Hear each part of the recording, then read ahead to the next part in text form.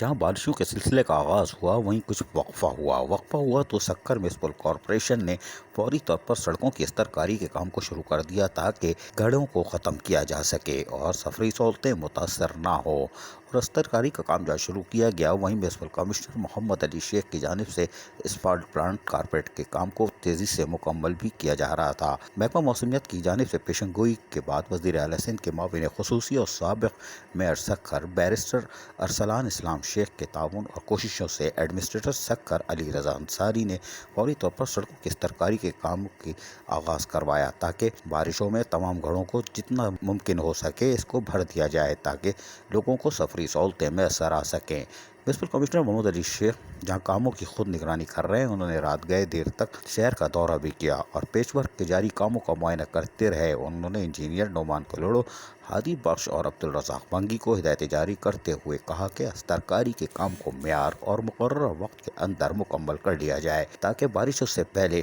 تمام استرکاری پیوندکاری کا کام مکمل ہونے سے یقینی طور پر لوگوں کو بارش میں سہولت میسر آ سکے گی اور بارش کا پانی کہیں کھڑا نہیں ہوگا جس سے لوگوں کو مشکلات کا سامنا کرنا پڑتا ہے۔ اس موقع پر انہوں نے موقع پر استعمال ہونے والے مٹیریل کا بھی معائنہ کیا اور ٹھیکیدار کو ضروری طور پر ہدایتیں بھی جاری کر دی ہیں کہ کام کے معیار پر کوئی سمجھوتا نہیں کیا جائے گا اور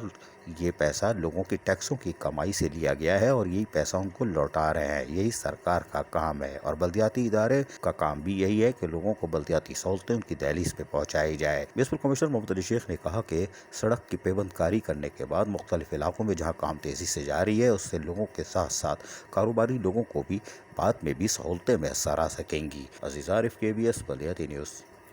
ایسی ہی خوبصورت ویڈیوز فیوچر میں حاصل کرنے کے لیے ریڈ بٹن پر کلک کر کے اور بیل آئیکن کو پریس کر کے ہم سب کے سبسکرائبر بننا مت بھولیے۔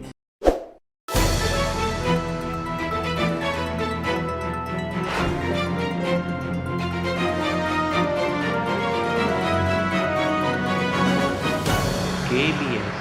بلدیاتی نیوز۔